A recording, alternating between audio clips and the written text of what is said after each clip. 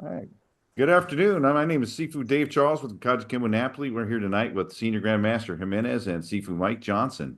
Going to get together and talk a little bit here and then follow this thing up with a little bit of a promotion. So just want to go ahead and introduce everybody. I got Senior Grandmaster Jimenez. Everybody knows who he is. And I got Hello, everybody out there. Sifu Mike Johnson. Hello, all the listeners. So Sifu Mike Johnson, it was originally a student of Brian Davies, Professor Brian Davies back then. Now, I guess Grandmaster Brian Davies. He was promoted to third degree black belt in 2010 by Professor Davies. And then since then, in 2011, Professor Davies and his whole group ended up going under Grandmaster Emil Batista. And then in 2023, around August, so about a year ago, Sifu Mike Johnson transferred out here to Italy, did a little search for martial arts near me, and what came up but KAJUKENBO Napoli. And so he got a hold of me and joined us and has been training with me ever since. It's been a great time. Unfortunately, Sifu Johnson is getting ready to transfer, and as a result, he'll be going back to California. But what I wanted to do was go ahead and just have a little quick discussion real quick and say, a few words, and I really appreciate the time that you've been out here, Mike, and the training that we've done together. And I know that the other guys that were in the class with us appreciated your input. So did I. And I think it was a lot of fun working through a lot of things together. I think we were both able to show each other a little bit thing here and there. And I really did appreciate the time that we spent together. So with that said, if you got anything you'd like to add, or maybe provide your thoughts or anything on your time here in Naples with us, and how things went, and maybe some more of your background if you like, whatever you'd like to say. Okay. Really, the only thing that I would add to that background is you said promoted back in 2010, 2011 timeframe. That was quite some time ago, and in that gap.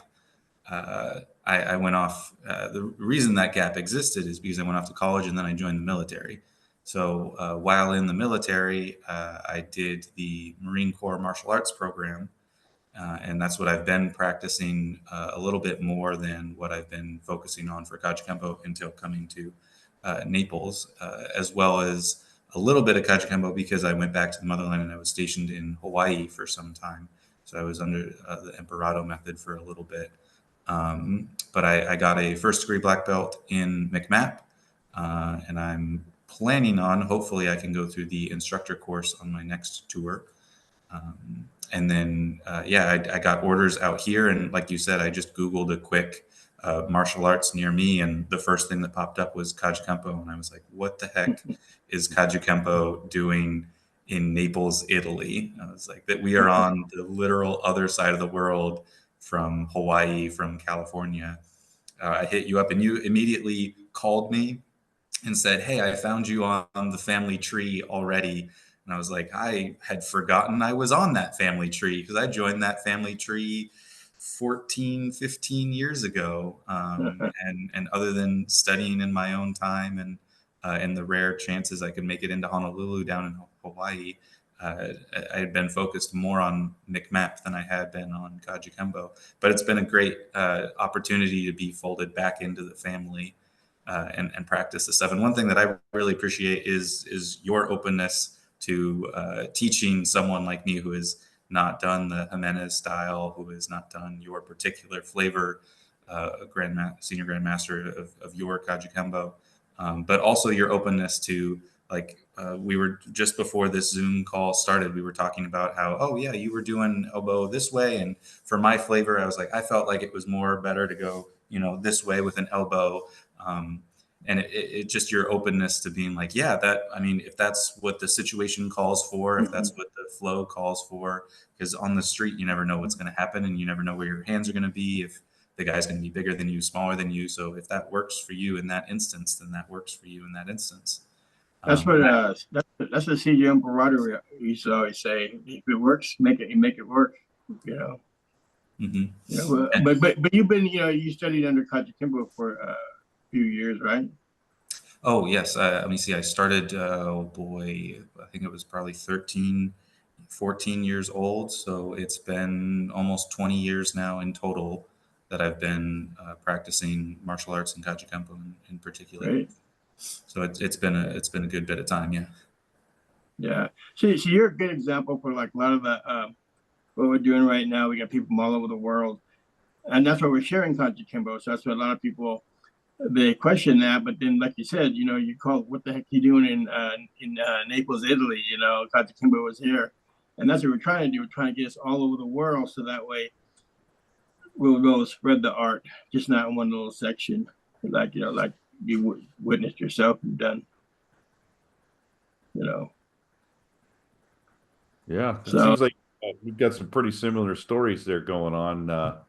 You know, my story is, you know, a 40-year story for getting my black belt. You know, difference is you got your black belt before, and I waited to get mine until, you know, 40 years later. Kind of, but you know, same kind of a deal. You know, I mean, you know, except for a senior grandmaster scooped me up and started working with me and perfected me and still critiquing me each and every time I make a video and let me know what I'm doing right, what I'm doing wrong, you know, and it's just kind of nice, you know. Um, but and then the same thing with you, you know, having all the differences of getting together with other people that do KAJUKENBO, and you know, I've got a little bit of original method under my belt. I've got a whole lot of Chun Fa method under my belt with Sifu Lopez, you know, and now yeah, I've got a whole lot of Gaylord method under my belt, you know, under Senior Grandmaster Jimenez, or now Jimenez method. You know, so it's you know, it's kind of nice, you know, getting out there and learning all the different stuff, you know, and learning things with other practitioners. And that's one of the reasons why I really enjoyed having you in class was, you know, I mean, technically, I guess they call you the Halbuna method, uh, and which is kind of, I guess, Halbuna method is more, you know, original method, right? A little more traditional. Yeah. you worked out with Great Grandmaster Halbuna. Like, No, not in person. That's just through Emperado and the yeah, more traditional styles. yeah. I knew Grandmaster Halbuna. He was one of the nicest men you would never meet, ever. I put him probably in the scale of the top two, if not the top one. When I said Halbuna, but I meant to say Bautista. Oh, you said Batista? Oh, yeah. Yeah. Well, I know Emil too. I've known Emil since I was a little kid, and his son Joseph. Like me and his son Joseph kind of went up in the ranks, you know, color belts all the way up. Did you get the chance to work out with Emil Batista? No, he just I know he has a studio there. I know it was the longest KAJUKENBO studio that was been open in Vallejo. I think it was, or Benicia. I think it's been Vallejo. And then but I know I never went down there and stuff. But me and his son Joseph, you know, we see each other every weekend at the tournaments.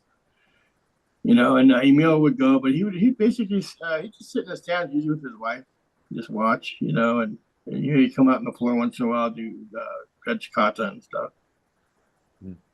Good guy though, good guy. In fact, when we promoted Grandmaster Bruno Rebello from Portugal to Grandmaster, he asked to sign the certificate because you know he really liked Bruno and stuff. So we added his name to the certificate. So it's kind of an extra honor for Bruno. Nice. Yeah. Yeah, have him on there and stuff. You know, it's just a lot of generations, a lot of times gone by. Pretty much flew. You know, just what it is. You know, so are you gonna start training when you go to Santa Barbara?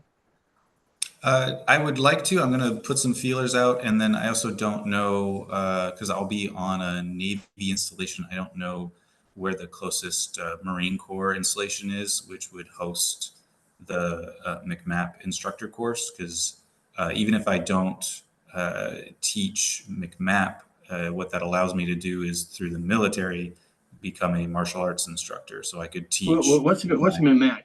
What is that? Oh, apologies. That's the Marine Corps Martial Arts Program. It's just a MCMAP. It's so Marine Corps Martial Arts Program, like Okay, I got Yeah. I got you. So it's just the military's version of a martial arts program, but they have an instructor course where you can go through and become a martial arts instructor for the military. At which point I would obviously be required to teach McMap, but also put my own flavor of things, KAJUKENBO, into my teachings. Yeah, always. I mean, it doesn't make a difference if you take if you do Tai Chi, you do KAJUKENBO, you do Taekwondo, whatever. I mean, there's good parts in every kind of martial arts. I mean, some work more than others. Like pretty much KAJUKENBO usually is the best self-defense one you can do. But any martial arts, you never want to say anything bad because everything has their good parts. It doesn't make a difference. You might, you might not be into Taekwondo or whatever, or the Tai Chi is a little too slow and stuff, but you got to really pay attention to Tai Chi. You're actually doing a lot of different techniques, instead of just going kind of slow and boring. Taekwondo basically is all feet techniques pretty much, but you could take some of them kicks and add it to your curriculum, and whatever it does. So everything works, so it's, that's, a lot of people say, well, they only do one thing only, you have a lifetime of one martial arts. Like mine was KAJUKENBO and stuff. And even though I took martial arts before when I was a little kid, but I spent the mostly all my life in KAJUKENBO, and I had no interest going anywhere else, But I always have that, you always have that thought that every martial arts has something good in it, right, Dave? Sifu Dave, Sifu. Yes, sir. Yep. But I feel kind of lucky myself because all I've ever done is KAJUKENBO, and always search to finish it. Of course, that's kind of probably my motives for always sticking with KAJUKENBO was always reaching out to finish what I started. Yeah. And now that I've gotten there, I'm trying to pass it along to as many people as I can. So sure. And that's the biggest point of all we're doing is you want to pass the art on, and if you can pass it on to somebody that's in a small country that has nothing, or they have an orphanage or whatever, and then we can get to those children that want to learn martial arts, and we can take, I'm not saying I have to learn every pinyon, every punch jack, every grabber because they're little kids, but we take bits and parts of it. That KAJUKENBO system is, buried into their head in a country so far away that, will benefit them one day, and then again, like I said, we're putting their hand out to help these people. So that's the way I look at it. So, so like I said, I was talking to Sifu Dave, and we were talking about bringing you up because she's been how many years since you got promoted last? What, 14? It's 13, 14 years, something like that. Yeah, 14 years, and you've been working with Sifu Dave, for the last year and stuff on KAJUKENBO, and we feel it would be beneficiary to bring you up to your 4th degree, and so you can push on the knowledge and gives you a little more clout, to be out there able to teach and stuff. Is that fine with you, Sifu Dave? Yes, sir. Okay, we'll go ahead and do it now. Okay.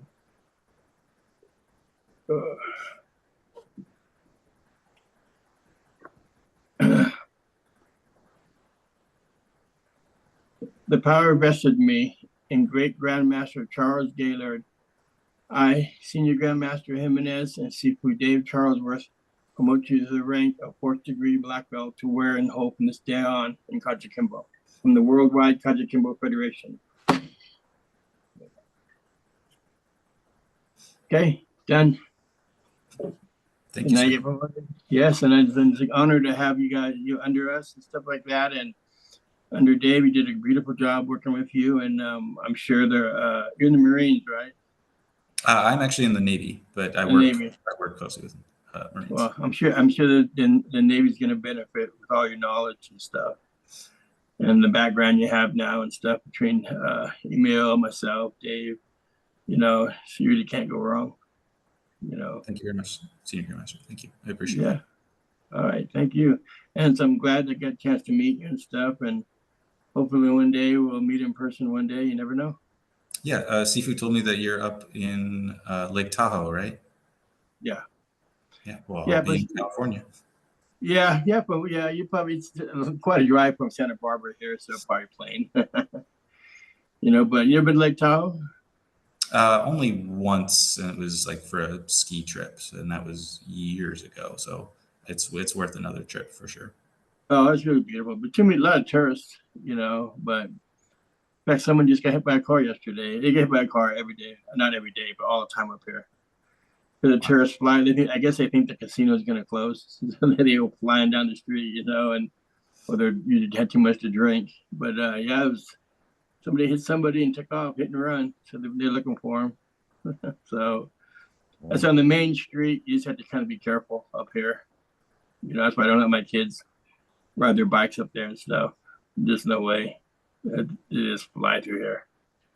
Especially on like 4th of July and tourist days. Oh my God, that's when I stay home. It's like a nice, like in a war zone. But the people are zigzagging all over the place trying to get ahead, you know. So it's cool. Well, hopefully, I'm not one of those tourists when I come and visit. Yeah. No, Well, it's just he definitely likes to be a tourist. I know that. Yeah. He likes to get yeah. out. So I mean, he might find himself up in your neighborhood sometime. I would imagine. Yeah. You Yeah, I know? was in Mexico one time, and these guys go fly. They went to the stop sign, the stoplight, and I was a curb, and I was, I think it was my girlfriend I was with, and Mom, what the hell? I go, they don't even stop the stop signs. And then the Mexican guys go, no, they don't. He goes, don't step out in the street. He said, they don't care if it's red or not. They go right through, right through. Well, here in Italy, the laws and the signs and all that, that's just a suggestion. Yeah, I imagine.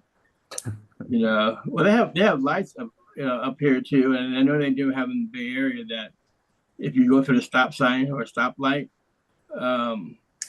they take a picture of you. Yeah. And they get your license plate, and they send you a ticket in the mail. Yeah, Yep. when Blackwell's Gilbert, the one that's sick, he got one in. You couldn't find it. He thought, no, look at the picture, and they sent to him. There he is. He's doing a smile on his face driving. His girlfriend went to. He was a Hollywood stop. He didn't stop all the way, you know. Yeah. But yeah, but okay. Well, thank you for having me on, and it was an honor to promote you and meet you, Sifu Mike, and hope you have a good future. I appreciate that very much, sir. Thank you very much. All right.